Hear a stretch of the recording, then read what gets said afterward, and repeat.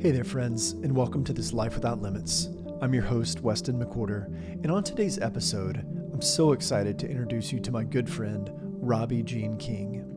Robbi and I had the opportunity to connect recently and discuss a whole spectrum of strategies for overcoming trauma, both healthy and otherwise.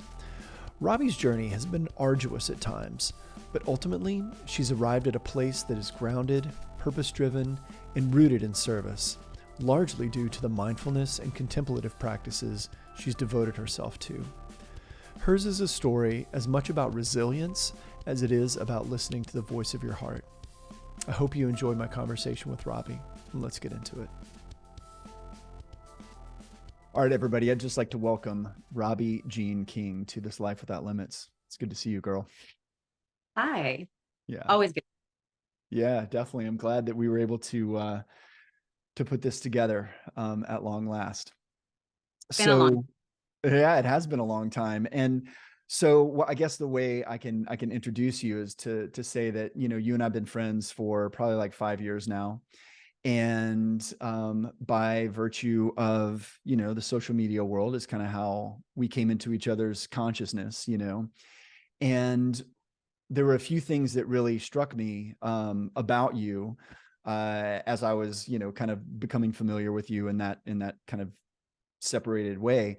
Number one was like the beauty and creativity that you brought to the creation of food, right? That was something that like your feed was filled with so many beautiful pictures of all these creations, which were super magical. And as a designer, I was very like intrigued by that. And the other thing that I was particularly struck by was just what I perceived you to be just an incredible parent, right? And to your sons, and knowing that you were a single mom, and just how much love and care you brought into their lives, and really from my perspective, you know, how integrated your life seemed to be, you know, at that point. Yeah, so that was kind of what originally drew me to you. I had no idea, actually. Yeah. Thank you. Yeah, you're welcome. I'm glad I could share that with you. I wasn't expecting that one to bring in the boy. Yeah. So, you know, we've gotten to know each other really well over the last 5 years, and it's become, you know, through our conversations and just getting to know each other better, that that forward facing part of your life, right, was really a manifestation of, I won't say call it a coping mechanism, but it was a really beautiful outcome from some really, you know, difficult life challenges that you had faced like early on, you know.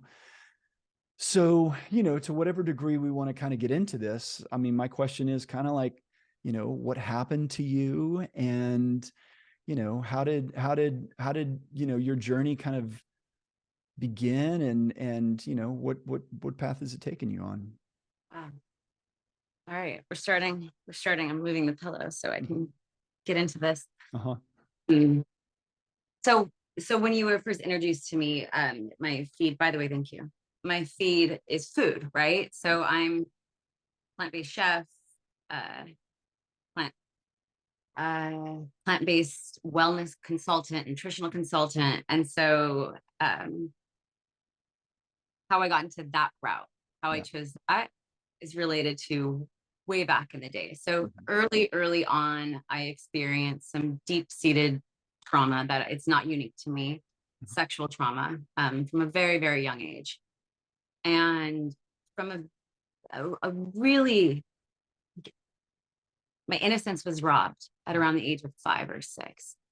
And in a way, and I can only say this now through going through a lot of work, it was a gift, because from a very young age, I have been able to sort of ask more questions, ask the why, look into people, see both light and dark. And so from a very, very young age, I've always just been really curious, and curious about different cultures, about different people, simply because I didn't want to be me. Does that make sense? Like, I didn't want to be me, so I wanted to know everything about you. And if you were from the country, I wanted to know everything. And my mechanism in coping then as a child was through controlling food. You know, at a very young age, I look back and my choice to be vegetarian at 8 and restrict my diet wasn't health conscious. I'm 8. Mm. It was an eating disorder, if you will, right? Because I was so rigid about what I was choosing to eat. Um, so that carried with me throughout my life. And I sort of held on to these values. I've always struggled with self-worth. I Mm. found as I grew into adolescence and then in adulthood, I was meeting the same type of partner, just a different person. Mm. People that kept me feeling small. Mm. It wasn't of any fault of their own. It was just how our dynamic was. People who didn't appreciate my value, probably because I didn't appreciate my value. And subsequently, you know, I really struggled in adolescence and in early adulthood with suicidal ideations, really fixed eating disorders, um, you name it, self-harm in all the ways, right? Mm. And that adulterated all of my relationships. Mm. And I'm going to fast forward several years. I graduated university in California, and you know, a series of other unfortunate events kept continuing. Yeah, I people in my life were acutely unhealthy for me, and in a way, I was addicted to that. Right, I was addicted to chaos, to people making me feel small. My immediate support system, family, and so forth, wasn't that supportive. Mm. They I just was didn't gonna have the. ask, did this go back to, like, family of origin kind of stuff as well? Yeah. And you know, for years I grew up in blaming my parents, blaming people. But they're they just didn't have the tools, Mm. right? They're a product of their own generational trauma. And so excuse me, when I graduated university, I decided to move to New York on the counsel of my older half sister, Jill. And she was my father's first daughter. And she and I had just become quite close. And I saw she was much older than I was, 13 years older. And so I would get real advice from her. She was a struggling addict most of her life, really suffered with depression. So she was raw and honest and just free of judgment because of her own hardships. So I really trusted her with a lot of my grit. And on her counsel, I decided to just break free and have a new start. So I moved to New York, Mm. completely blind. And 3 months in, she killed herself. Mm. And that moment, so she died with one of my biggest secrets. Mm. She died knowing the reason why I moved to New York. Mm. And I did not know, I was not prepared for that. Mm. Not so much her death, right? That happens and it was totally tragic, but she took such a part of me with her. Mm. And so you know, I didn't have the tools to handle what was happening to me. And so I fell into the darkest depression. Yeah. And the person that I was sort of dating ended up becoming my husband at a very young age. I was way too young to get married, but I'm blessed because now I have my son. Mm. He's a wonderful person. But you know, how I found food then as a deep interest and as a healing mechanism is, you know, I had always sort of abused food and used health as sort of my excuse for abusing myself. But one day I was sitting on his couch and I was just super engrossed in this like depressive state. I hadn't showered in forever. And a Food Network show came on with Barefoot Contessa and it said feel good food. And some light clicked. I don't know if I've told you the story. No. Some light clicked and I got a piece of paper. And this was like the first like task I had done, just getting a piece of paper and a note. And I wrote down every single item of that show. And I got up, I got showered, full makeup, full dressed, and walked. It was in New York City, you know, walked several blocks to the food emporium, purchased all the ingredients. I didn't even know some of them were, you know. I wasn't a vegetarian at the time. Mm. And I went back to his place and I just cooked. And as I was cooking, I was like in a flow state, you Mm. know. Yeah, of course. I knew that this was going to somehow feed me more than just my physical body. Mhm. I sat there and I ate. It was like a smoothie and like a fish thing, and a soup. And I sat there and I ate at the table. And with every bite, I was crying. I was sobbing. Wow. And I mean, I'm like getting emotional just right now because it was just such a cathartic moment. And it seems so silly and innocuous that like a soup could have this effect. But it was the task and the intention behind it. And it was like the feel good meaning. Mhm. Um, and then the next day I went to Borders, I bought that book and I started cooking. And then I didn't stop. And I started really investigating like what foods made me feel a certain way, and what type of foods made my mental state Mhm. more, I may be a certain diet, I might abide by a certain lifestyle, but I really challenge people to investigate, what makes them feel like spiritually, mentally, and physically Yeah. well nourished. And so part of my healing from my sister's death is learning how to feed myself and others, and but it wasn't that easy because, I never really got over the self-worth, self-hating part of me, Yeah. that shame that children that are often abused, either sexually or verbally or emotionally, they carry with them throughout their lives. So even though I would have moments of healing and growth, I was there was always something that would just deregulate me, and I would spiral into another deep suicidal ideation or escape mechanism, whether it was with a partner or, whether I would sabotage opportunity or friendships. Yeah.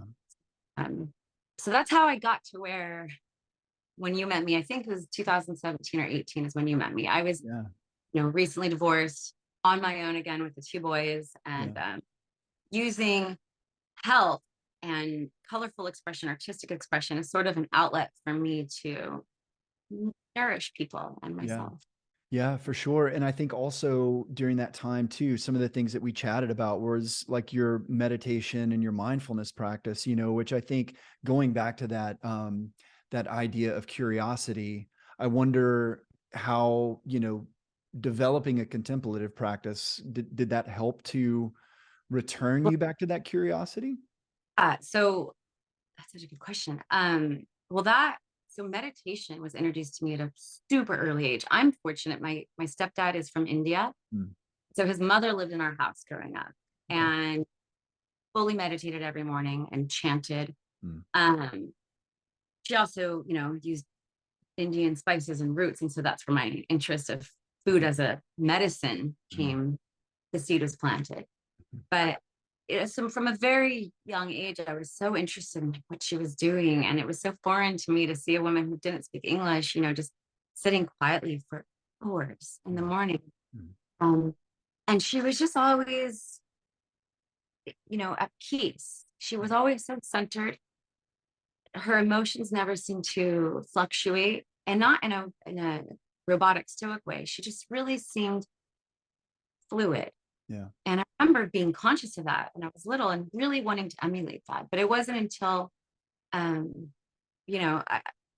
much older, I've always been, like I said, searching for like the why, the meaning, always trying to figure out different pathways to heal, whether it was through religion or education or diet or exercise, marriages, Mm, um, ways to heal. And when I found a meditation practice, I think it was a question of, when I found the one that worked for me, it was at the right time. I was mm, ready to, right? yeah. And it worked for me. And yeah, you and I spoke a lot about meditation because it really, for me, I say this to a lot of people. There's two things that have really shaped my perspective and the way that I move through all the shit that comes with life. Um, is breath work. Mhm, I work with a man named John Paul Creamy, and I do a trauma release, like circular conscious breath work. It's mhm. really intense. It's super scary, amazing. I always say it's ayahuasca without the puking. And then meditation, that ability to just investigate your thoughts, even if just for a few minutes a day, is so powerful and can really shift everything. That just like quick pause, catch your breath. Mhm. Why am I thinking this? And like detaching, Yeah. um, it is so powerful, Yeah. and I know you're a big fan. You were just meditating right before we got Yeah. Right before we got on. That's right. and it's so powerful. And I appreciate that it's now becoming a part of the everyday conversation, right? It's not just like some hippie woo-woo thing. People are really starting to see the benefit. And I think especially coming out of the last 3 years, Yeah. like whatever that was, Yeah. people are starting to really want to figure themselves out, Mhm. understand like where their thoughts originated, why feelings are arising. Yeah. And I think more and more people want to come to terms with feelings are not facts. Yeah. And the way that you address that and accept that is sort of figuring out where they come from, Yeah. right? So liberating. I don't know how you feel about. No, I agree. And so, yeah, I mean, for me, again, like when we first met, I was also going through a divorce and, Mhm. frankly, recovering from like a lot of, I mean, if I'm being kind of like unkind to myself, I would say a lot of self-inflicted trauma, right? Like I'd made a lot of choices unconsciously in my life that I thought were aligned and good and right. And yet there was a piece of me that was just not like it was in a state of um like non-integration, right? I was making a lot of like ego-based decisions that felt good, and I was getting a lot of like external validation, and yet I was just destroyed on the inside. And what ended up happening because of that was like things began to fall apart on the outside, and yeah, I mean, I sort of, I was deep into therapy, which was very helpful, and experimented with transcendental meditation, and then also like visualizations and guided meditation, just anything that I could do to kind of create some stillness inside of me so that I could be curious about why did I make that choice? Or like, did I make that choice, out of ignorance, or was I just, whatever? I don't, fill in the blank.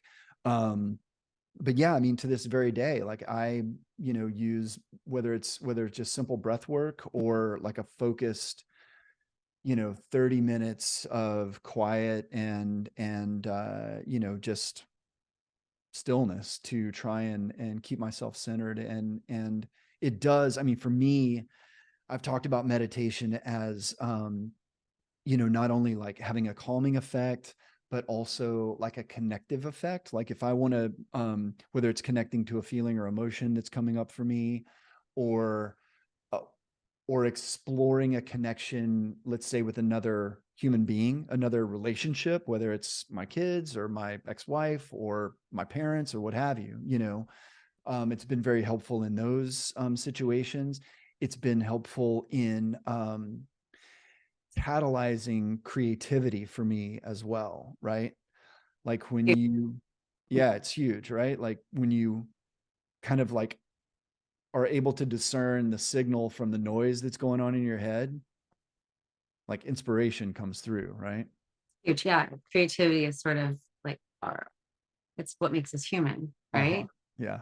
So yeah, and that's I'm convinced that why so many people are just stuck and stifled is because they don't have a creative outlet. And people think that means we have to be painters or singers. And we're all creators. Man is a creator. Yeah. And so yeah, that you for me, you just hit home with that is Mhm. um also I want to go back to your external validation part, right? That's so much of it.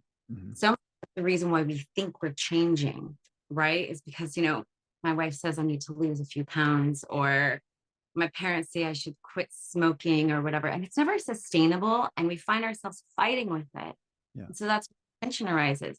So until that motivational or like that desire to change and motivate arises organically, that's when like the tension will release. And breath work, or not breath work, meditation and breath work, but meditation for me helps, like you said, discern from the noise and what it is. I do like I do point of focus meditation, right?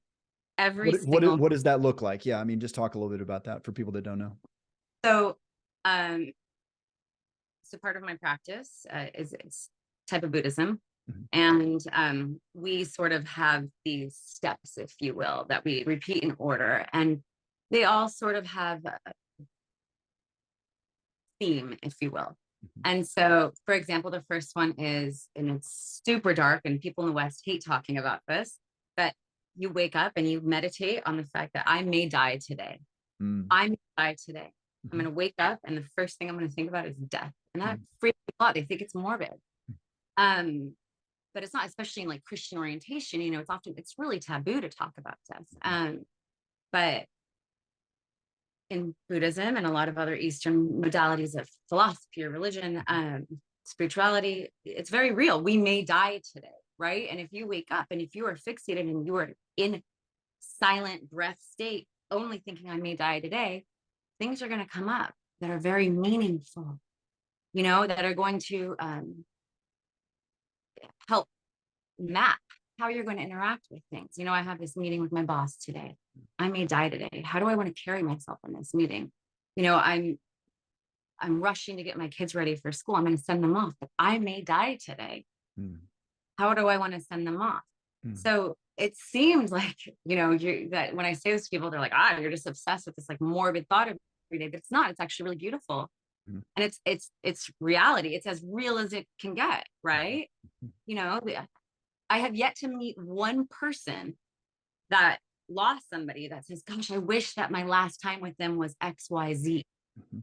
So the whole purpose of starting this meditation cycle with that is, that can really shape how your character, how you interact with people, whether or not you honk at the guy who cut you off, right? If that's your last moment and you honked at a guy, like what?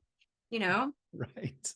You carry that. And so that's what I mean by point of focus. Or it's something like we exchange self with other. So in a sense, like I'm insignificant. Mm. I am insignificant, right? I am. There's Mm. billions of us. I am just one tiny cell in this vast organism. Mm-hmm. So when you think about that and that way, it sort of like downplays your problems, and it allows me at least to sort of see things from like the drone perspective instead Mm. of like the microscope perspective. Like, oh, okay, so this is what's happening. Yeah. I didn't get enough sleep last night, Yeah. and this is happening as a result. Rather than like, oh my God, I'm so stressed out. I'm so overwhelmed. That person's rude to me, right? It's sort of Yeah. like, I just Yeah. didn't get enough sleep last night. Yeah. So that's the meditation. Admittedly, I have not been as active in my practice as I would like, but gratefully, I have had such a strong practice throughout the last 10 years of my life that I am now able to have these like conscious, I call them like micro meditations, whether I'm brushing my teeth, whether I'm in the car. And I know you do this too. Whether Yes. you're on walks, you do your walks. And these are like active meditations. I'm constantly in dialogue with myself. Why did I see this? What does this mean? Yeah. Yeah, I think that's really interesting. And to your point about the the like kind of like that 30,000 foot view of yourself, right? I heard Russell Simmons wrote this book called oh my God, I'm going to forget the name of it now. It's not Stillness is the Key. That was Ryan. I don't know about, but we can Yeah, like go back.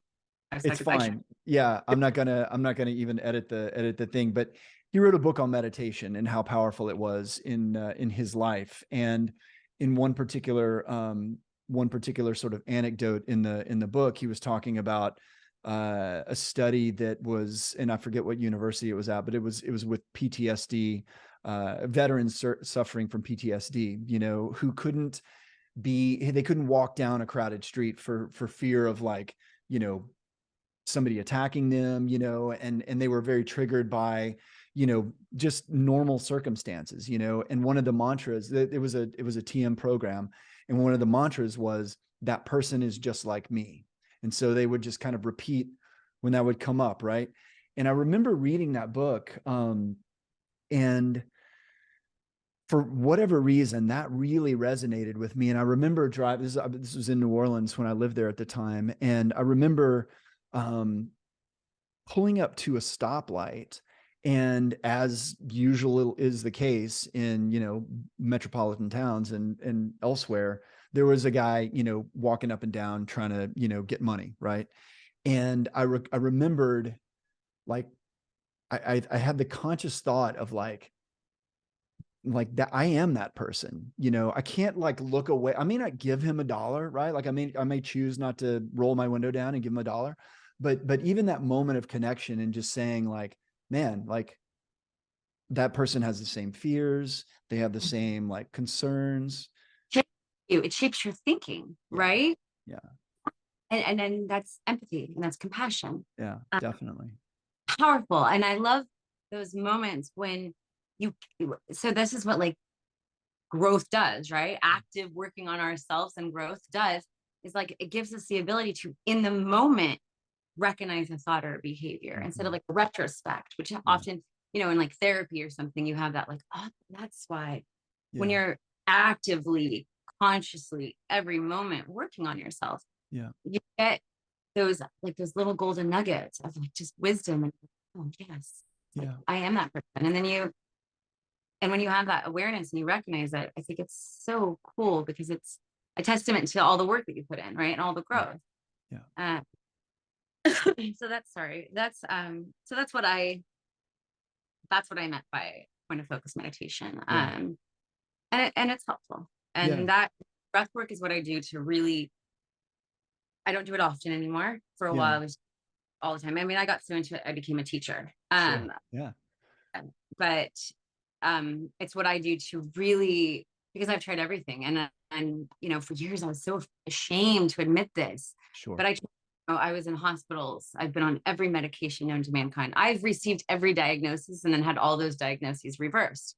It's been real, like, being your friend over the last 5 years, like, witnessing all the things that have come up for you has been fascinating. You know, it's been at times has been really heartbreaking, you know, and, like, I've felt so, like, connected to you and just really cared about you in those moments. And, like, oh man, I hope this works out, I guess, in my favor. Like, I don't want to, I like my friend. I want to, like, keep this relationship going, you know, and yet, you know, seeing how you have overcome some of those challenges, you know, by whether it's, you know, sheer force of will or going back to those. Yeah. I mean, it is force of will, right? In some.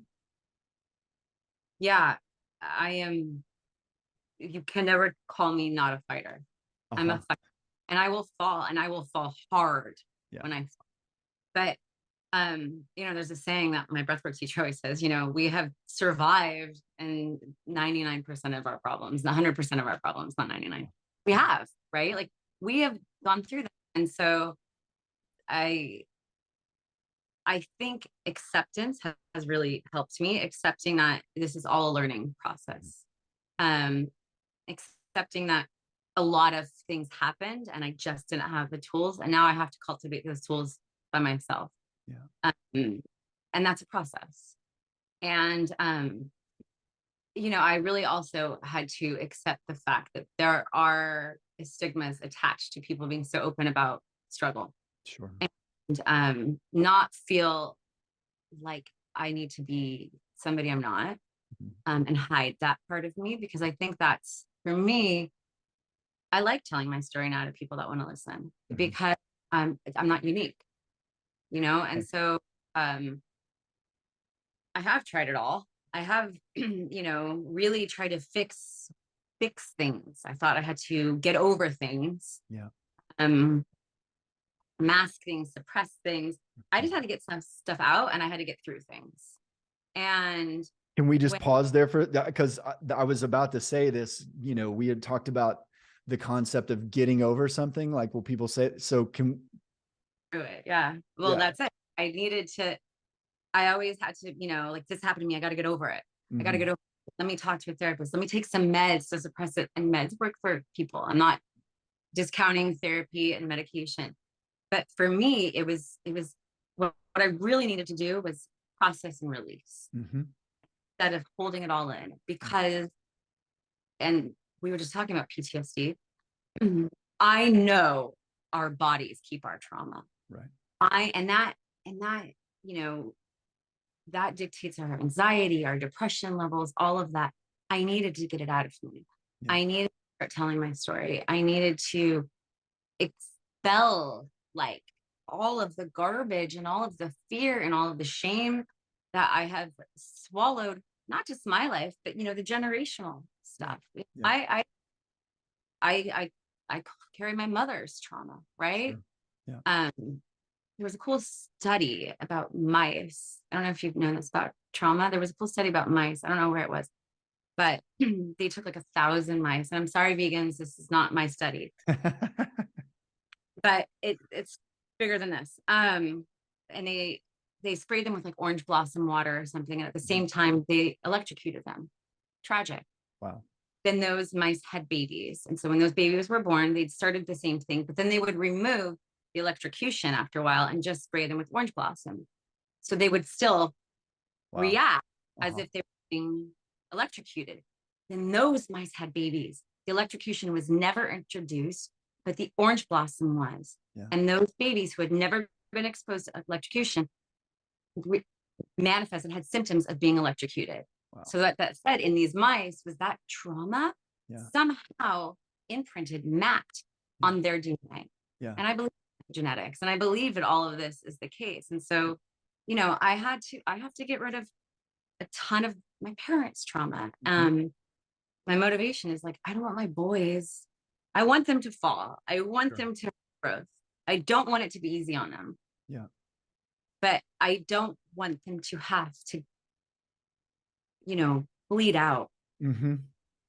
Yeah, I've had that same thought with my children. I don't know if that's just a common, like mindset for parents, but yeah, I mean, I think I'm not sure how it's working, for you in the day to day, but my approach is to just try and like create a space for them to develop their own emotional sovereignty, their own like spiritual sovereignty, their own like just their own sanctity, and to like really be going back to curiosity, be curious about how getting broken up with by a boyfriend or girlfriend, how that sits with them, because frankly, like I'm not sure that I don't recall having those same like emotionally curious, in-depth conversations with my parents, just sort of like left to, just sort of left to kind of sort through that shit on my own, and yeah, I understand. And I think that, it seems to me, and maybe it's just because like I'm in this work, that there is this generational shift, or maybe there's just a moment of grace generationally where we're able to kind of like turn a corner and perhaps begin to kind of like minimize that and long term, like genetically alter that trauma that sits, deep inside of us, Yeah, I think it is a generational thing. I think, I mean, not generation, and something happened in the last 20 years where we as a society are so unwell in so many facets. And in part because we physiologically and mentally, we cannot as humans keep up with technology. Right. We just can't. And it's overwhelming. And just, we've also, our pace of Western lifestyle, and I can't speak for other countries. I can only speak for, the Western lifestyle. And in part, like, where I live, which is a very urban, fast-paced environment, we're just disconnected, right? We're disconnected from ourselves. We're disconnected from our children, even though we all have the intention to be great parents. We don't know how to have the conversations, like the why questions with ourselves. So we can't have it with our kids. Right. There has been a shift where, I've just centered, or I gravitate towards people like-minded, but most people in my circle are really curious. There's like a reason why self-help and yoga and breath work and all of these things, these transcendental experiences are becoming trendy. It's because there's a generation of people out there that are like, wait a minute, we don't want to feel this way anymore. We don't want to be medicated, overworked zombies who have no idea who we are. Some people are like waking up to die. That's what I call it. And that's sad. And I think, and I know so many people that are like leaving to go live in like idyllic lifestyles, and they want to slow down because we are generationally ill. And so I am optimistic that, there is sort of this like new conversation, and I am optimistic. I'm seeing, with my son's friends and parents, like a lot more people are sort of like, trying to figure out why do I feel this way? That sort of thing. Yeah. Yeah. Now, and what's been coming up in my mind is kind of, as we've been talking the whole time, is fear of the present moment, right? And an ability to sort of like connect with like actually what's happening like right now, right? Because so much of our experience is either in the past or it's in the future, right? And that's constantly fucking changing, right? Like as every second ticks by, it's like past. And I think that point of focus meditation, even the memento mori, idea of, you're going to die. So how are you going to live? That kind of takes the morbidity out of it a little bit. Right. And to me, I don't know. Like the people that I work with and coach, like, it's all about like, what's happened? Like what's real right now? And what story are you telling yourself about the future? And what story are you hanging on to about the past? Right. And is that true? And can you let that go? Right. Yeah. No, the whole I may die today, that dialogue to me allows you to take agency over your life, right? I might die today. If you are dying today, what happened to you plays no bearing. It's history, right? What will happen to you tomorrow makes absolutely no difference. Right.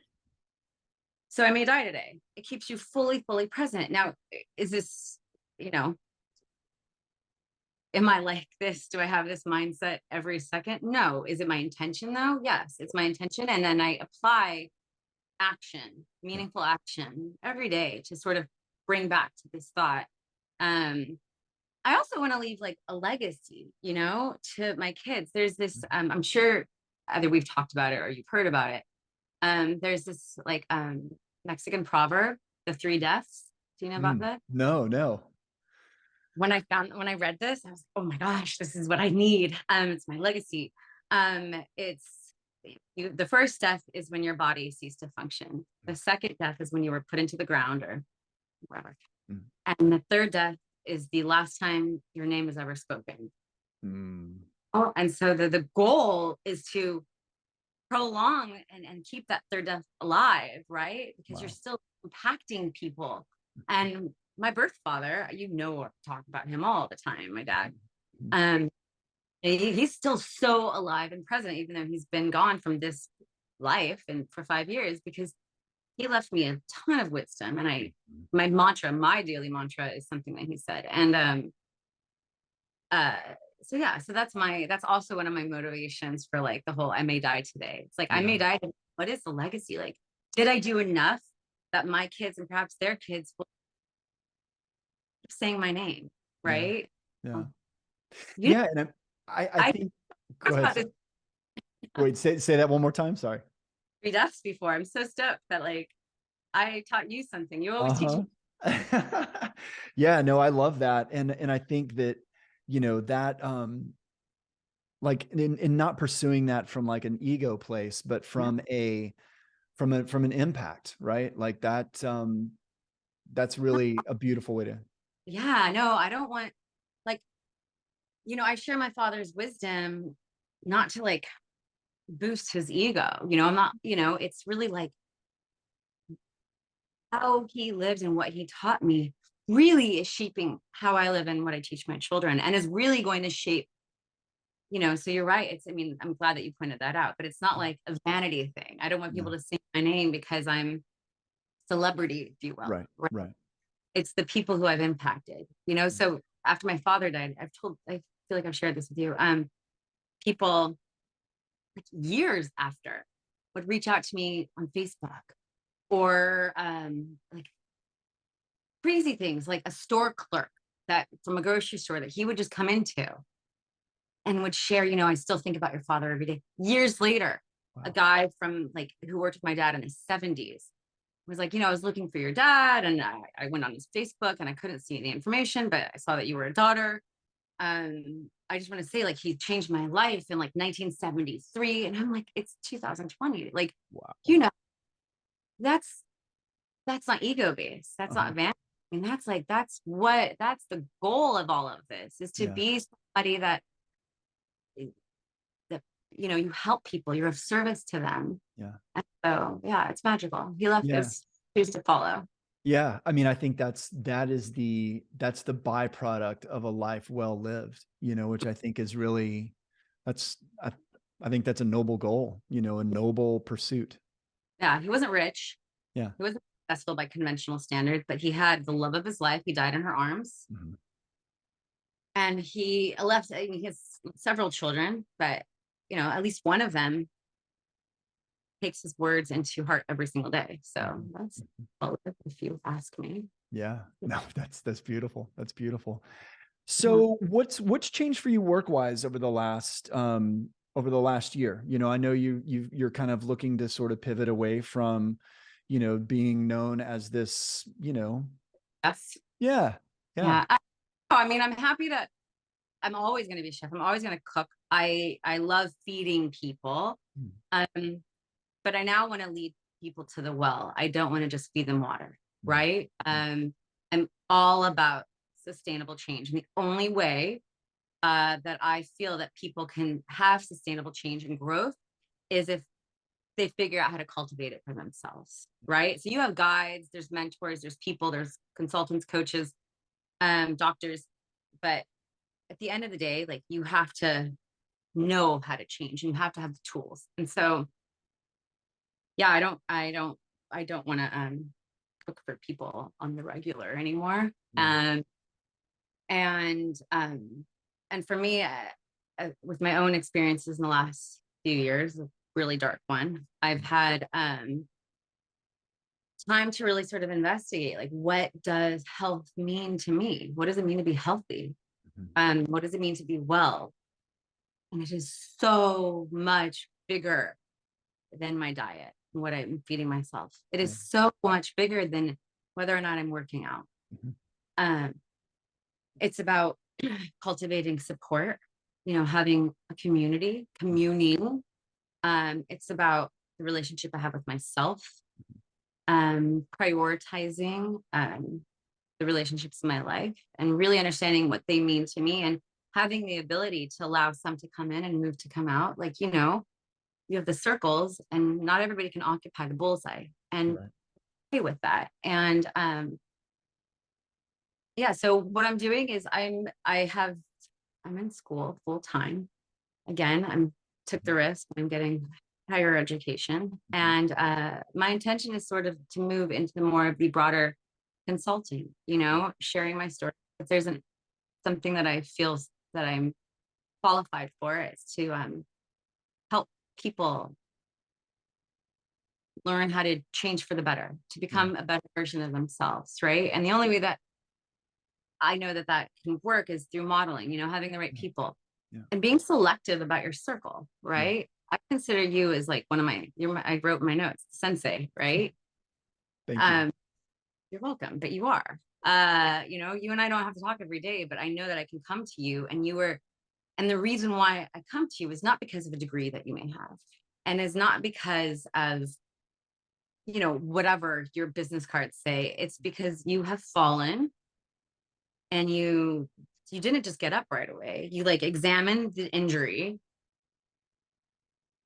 and then you got up and you decided to treat the wounds accordingly. And you kept doing that, you know, and that, so you like, that's why I come to you. And so that's professionally, that's sort of where I'm moving towards, is more of this, what we're Yeah. doing, you know? Yeah, yeah, it's beautiful. And I think that, you know, what's become clear to me over time through my own journey of healing and working with other people is that, you know, when we look, I think probably the tendency is to focus on one particular area. And I think physical health is like, and mental health, those are the two that really like, you know, kind of come to the surface, right? Go to Mhm. therapy or get on a diet or go to the gym, right? And there's like, we are these full spectrum beings that have, you know, interpersonal relationships. We have Yes. financial issues, you know, we have like this stuck creative force. I mean, there's this whole, you know, like spectrum of, um, Yeah. you know, of life that I think is, I mean, at least for me has been, that's what I felt like has been the path, is to like look at all of that in balance, Mhm. right? Where there's nothing that's more important than the other thing. It's all important. And, you know, like looking at values and beliefs, like core values and beliefs, and how aligned you are in those different areas of life, spirituality, mental, emotional health, physical health, relational health, et cetera, you know, to develop a strategy for Yeah. coming back into alignment.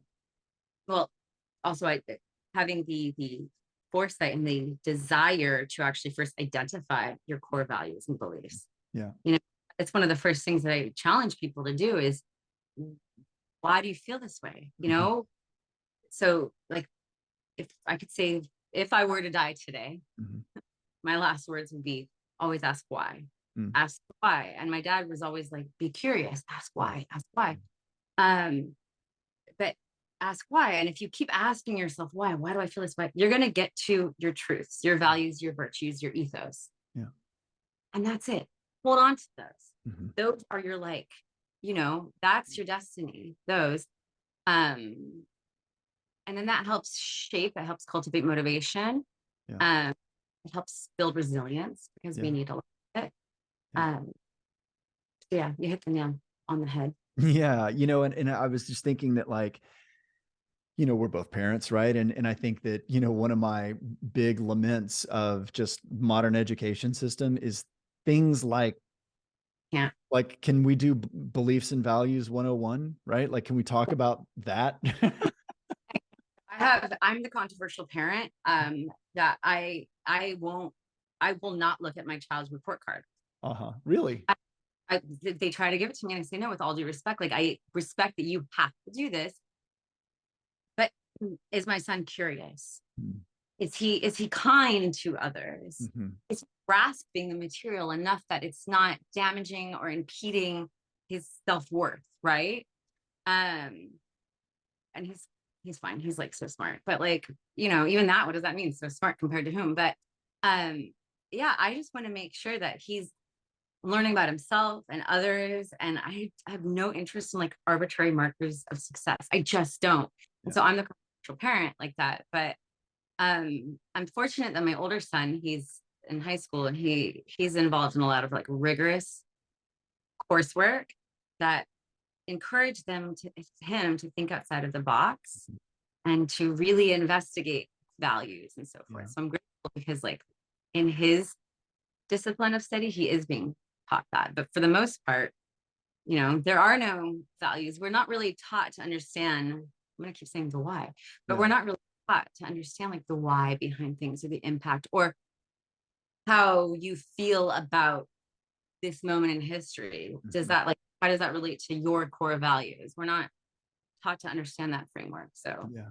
I think you know, if anyone's listening and they're going to start meditating, like maybe start with like, I might die today. What's important to me? Right. What are my, you know, I know my convictions and values. I also know that they can change. Yeah. Everything, right? Yeah. Everything. And what I was like dogged about something years ago, I'm not that way anymore. Yeah. Yeah. But yeah, knowing your Yeah, it's important. And I think that like, I mean, I grew up in a fairly religious, kind of rigid, dogmatic sin. household. Yeah, you know, and there was like, I mean, very black and white, you know, and I think that for a long time, I just was super stuck, you know, in how I was like meeting the world. Felt, I mean, it felt in opposition of, you know, some of the things that I was picking up through those environments, you know, and and yeah, I think that you know, building that like personal discernment, and staying curious and open to learning all kinds of things, Yeah. you know, makes a huge difference. I know Yeah. that's important to you, right? Like you're, I mean, obviously you, I mean, I see you as an intellectual person, a super curious person, you know, and how important, I mean, you were saying even as a child, Yeah. you had that, right? Gosh. Yeah. I want to know everything. And I don't want to know everything like in a superficial reality TV voyeuristic sort of way, right? I meet you, don't ask me about the weather. I'm like, hi, tell me about your childhood traumas. Let's get into it. Right. You know, that's like, that's what makes you you. Like books and movies and film and art isn't just like, there's grit, there's dirt behind it. And that I think is the beauty of life. That's what makes human beings fascinating, that everyone's just weird and has issues and is like, everyone's fucked up in a way, but Yeah. everyone's beautiful in a way, right? And everybody ultimately wants the exact same thing. Yeah. Not everybody wants Ferrari. That's bullshit stuff. Right. Not everybody wants kids. Not everybody wants a 9 to 5. They all want to just be happy. Yeah. Everybody wants to be happy and have enough faculties to meet all of their goals Yeah. that will go towards happiness. Yeah. And so yeah, I've always been like this. And it's been a curse and a blessing because it's Yeah. not for everyone. I think it freaks people out. Like you and I are like, I feel like we met, like, and it was like the first conversation we had was like so trauma based or like something gritty about our relationships. Like relationship I was in at the time and Uh-huh. yours. But yeah, doesn't that make it so much better? I don't know. You get substance and Yeah. that, you know, Yeah, yeah, absolutely. And I think that, you know, if we talk about happiness, you know, happiness is found in the present moment. You know, it's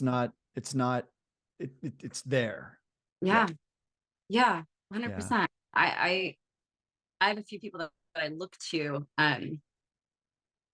you know, as examples of like the type of person that I would want to model, right? Or that has certain traits that I would want to model. And I have a girlfriend who had a very advanced breast cancer diagnosis, and they essentially said she was going to die soon and basically prepare to say goodbye to your children. And it's just in her nature to just be happy in every moment. And I know that that's why she's now like 10 years in remission and so happy.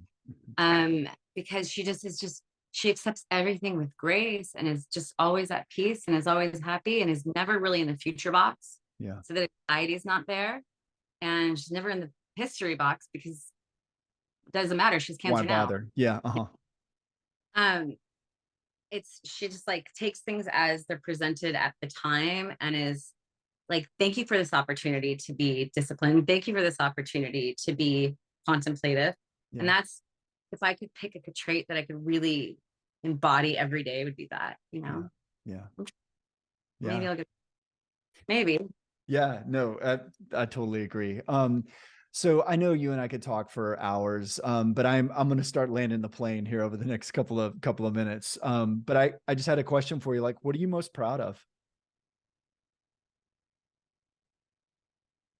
Um, that I keep going, Mm.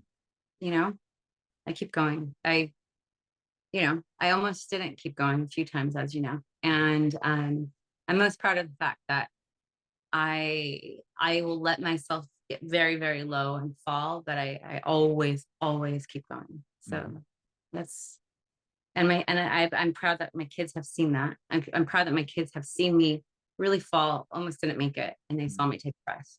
So that's what I'm proud of. Oh, I'm getting emotional. That's pretty potent. Yeah. Yeah. And my kids literally saw me. Yeah.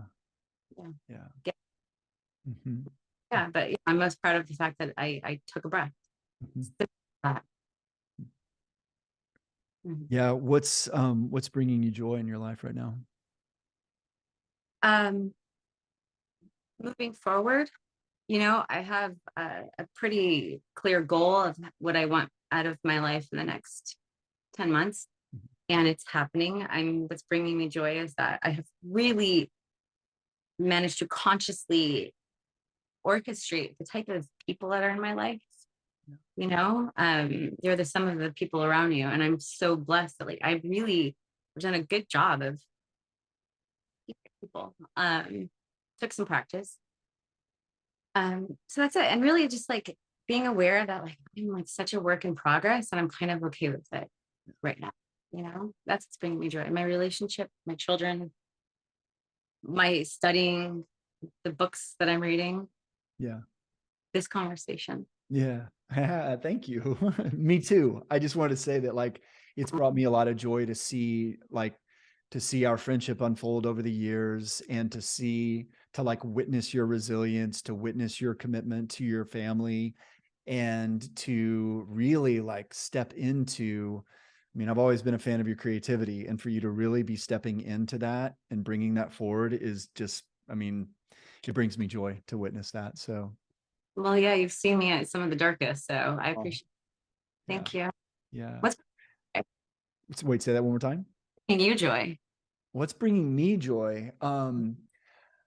Well, I am in a new relationship with somebody that is really calling me forward into some big expansion in my life, which feels really great. It's almost and I don't mean to externalize that sense, it's actually catalyzing the joy I already have inside.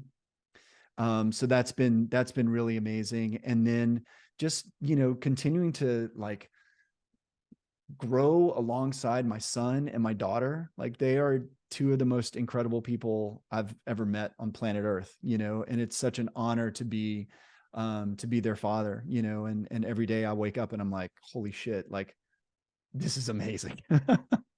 Cool, right? Yeah.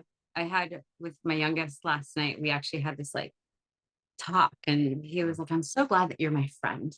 He's 9. I'm so glad that we're friends. And Yeah. fun, how, it's really cool to have, but it's conscious, right? It's a choice. It's a choice to be able to even have that dialogue. And so, yeah. I get it, and I'm obsessed with my boys. Just obsessed. I don't want to not do things with them. We just have such a good time, and the three of us are this weird oddball crew, and it's just rad. It works for me. And my son and I share the same books, and my older one, and our philosophies are different, our ideologies are different. But I just love his brain, and we like one another's brains. Yeah. I love that. Mm-hmm. Well, Robbi, I mean, this has been an incredible conversation. I'm so glad we were able to put this together. And no doubt we'll do this again in the future for sure, if you're up for it. Can I leave everybody with my mantra that my dad said the last I'm glad that you're saying this, because I wanted to ask you about it earlier, but we just kind of kept flowing. So yeah, please drop that. I feel like I've sent this to you. I sent it to everybody because he wrote it in his penmanship. It says, it was one of the final things that he said to me before he passed. It was, use your gifts, trust yourself, laugh a lot. Don't just go along to get along. Take risks in everything, especially in love. Put your happiness first. If you are happy, the universe will sort out the rest. And that's it. One paragraph, all you need to know in life. That is a mic drop moment, man. I love that. Works though, man. Back to one of those pieces, trust yourself. Take Yeah. especially, you know? Yeah. And so that's the mantra. Yeah. That's beautiful. Thank you for sharing that. Thank you. Yeah. I look forward to seeing you again soon. You will. I'll be all right, Wes. Beautiful. Thanks, Robbi. We'll talk to you soon. Bye-bye. Bye. That's it for this episode of This Life Without Limits. I hope you enjoyed this conversation and will join me again for future episodes. If you want to stay updated on new releases, hit the subscribe button below, and don't forget to check out the show notes for additional details and links. I'd also love to hear what you think about the content of this episode, so please feel welcome to drop any comments, thoughts, questions, critique, any of that below. Thanks again for joining me, and I look forward to next time. Until then, here's to a life without limits, my friends.